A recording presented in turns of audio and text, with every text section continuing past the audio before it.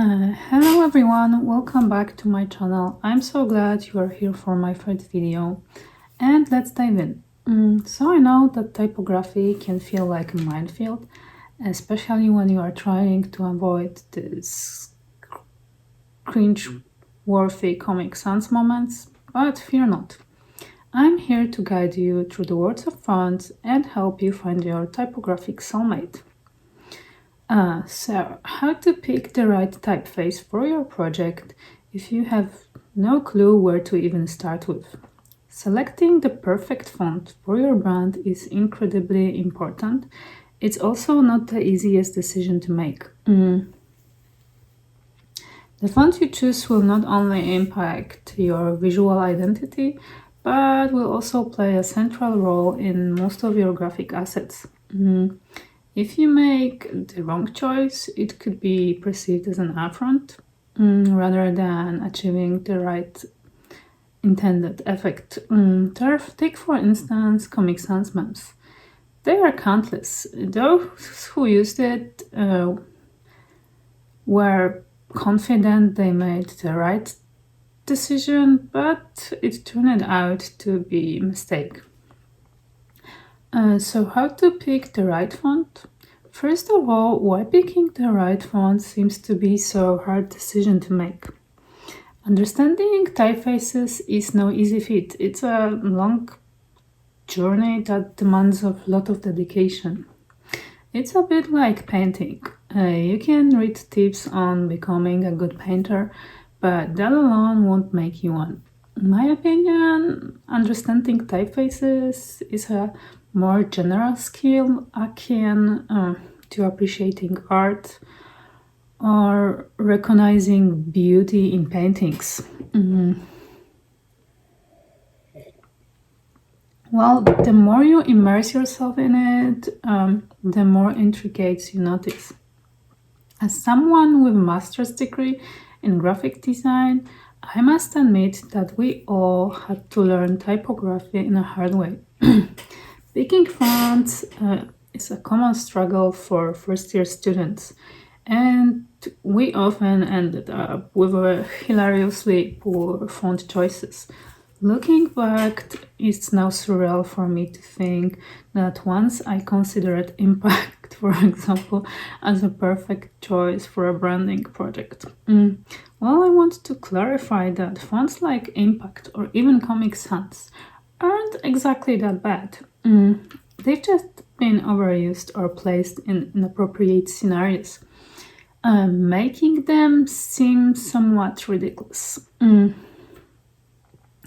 So, what can you do if you just need a font to the project you are currently working on and actually have no clue and definitely no time to spend like 2 years on educating yourself in this topic? So let's dive into some basic rules. First of all, we usually pick 2 to 3 fonts for a project.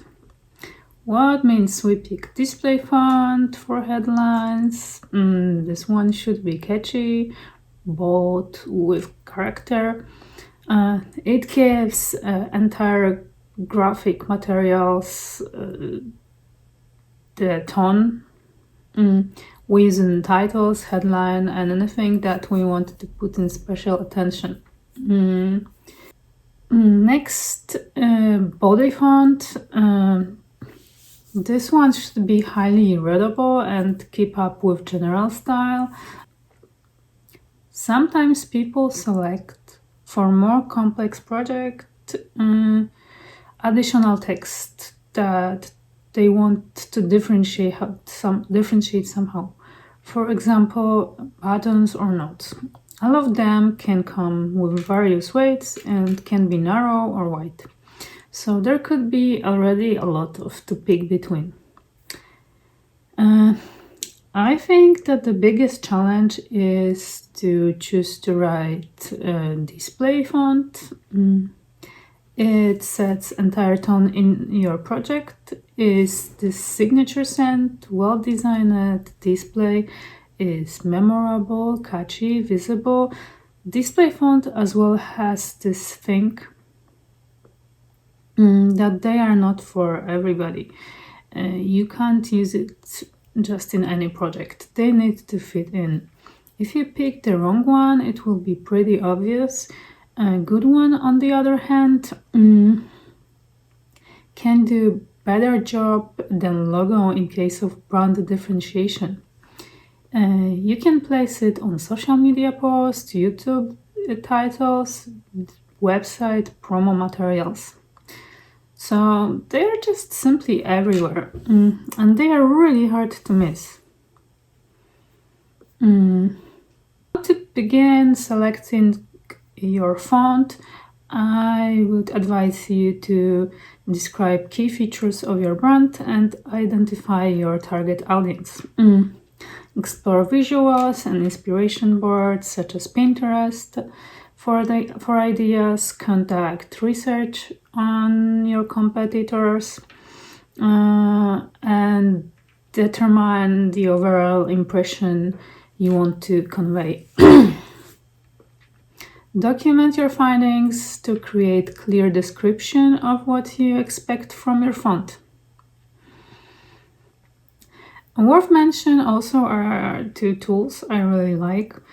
The Google Chrome extension, What Font, and My Font, What the Font tool for font identification. The My Font tool also suggests similar fonts, allowing you to find alternates that closely match your desired style without needing an exact match. Define whom are the people you want to speak up to. It makes your life easier and make the selection more smooth. So, for example, if all your products, project, or whatever you are working on is targeted on Gen Z or even a bit on millennials, you should dig more in trendy and modern fonts. Less casual, more playful, because this is the language that speaks most to these generations. They sink into visual and digital culture from early years, and they get used to more crazy graphics. And what's more, they are relatively young, so less serious design could be a good idea.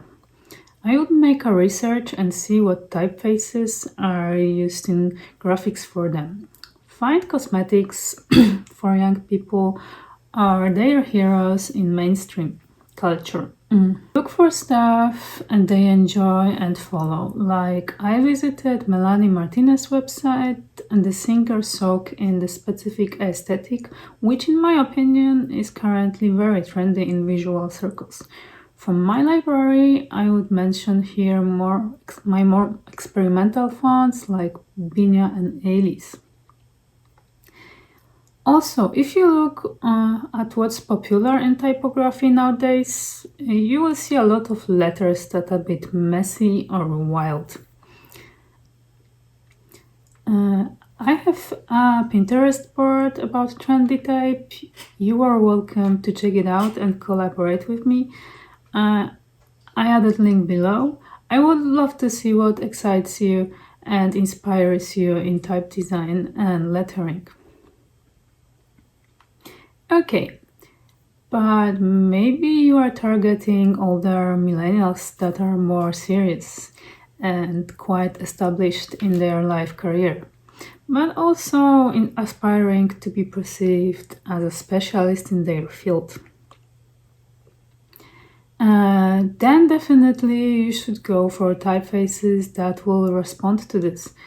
I would look for something more sophisticated, like highly readable but with unique twist.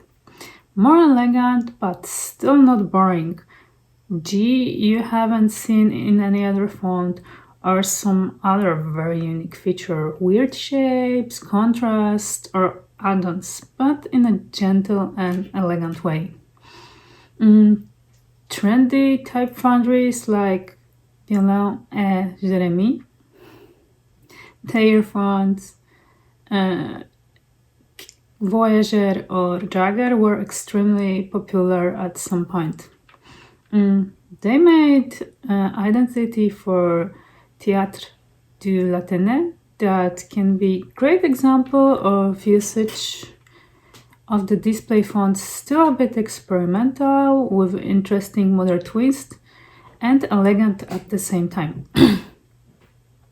Definitely audience is not the people in their early 20s, but more established, culture-driven and demanding. From my library, I would mention here typeface Snubble. Inspiration for it was Art Nouveau, but I added modern twist. Lastly, if I would make product dedicated to baby boomers, I would hit into something very traditional.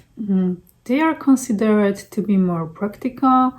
They like stuff that they know. They are not that much into digital and not that into visual trends. They will simply not get it. For them, picking something well-known is much better choice. Good example here can be Sauce Tabasco, redesigned by Mrs. and Mr. They had rebrand some time ago, but main typeface in logo has same about bit old school feeling. It haven't changed much, so the older folks won't have a problem to find same old bottle of Tabasco on the shelf at the supermarket. Well, they made also a bold identity that speak up more to younger generation, but logo itself, bottle shape haven't changed much. On the end, 50 plus people probably won't seek for shitstorms around new branding on social media. They just need a good old Tabasco sauce and they hoping to find it in the very same place in the shop. Okay, less about age and generation, more about general company product. For example, I would not pick for any high-tech startup a font that has its roots in 16th century like Garamond. It just doesn't feel right unless it's a startup that wants to take something from the past or tradition or have other great reason to use it. But other than that, it would be weird. They represent totally different vibes. I can't say that Garamond is a bad font. On contrary, it's a wonderful typeface. But it's for this specific business, I would dig deeper and look for type designers that are somewhere near new tech. I know designers that are very into everything that is new. For example, MetaMask uses on their website Euclid Circular B, made by Swiss typefaces. Swiss typefaces Type Foundry describes themselves as a cutting edge and highly quality in both terms of aesthetics and technology. So for me, it's a great choice for a crypto wallet company.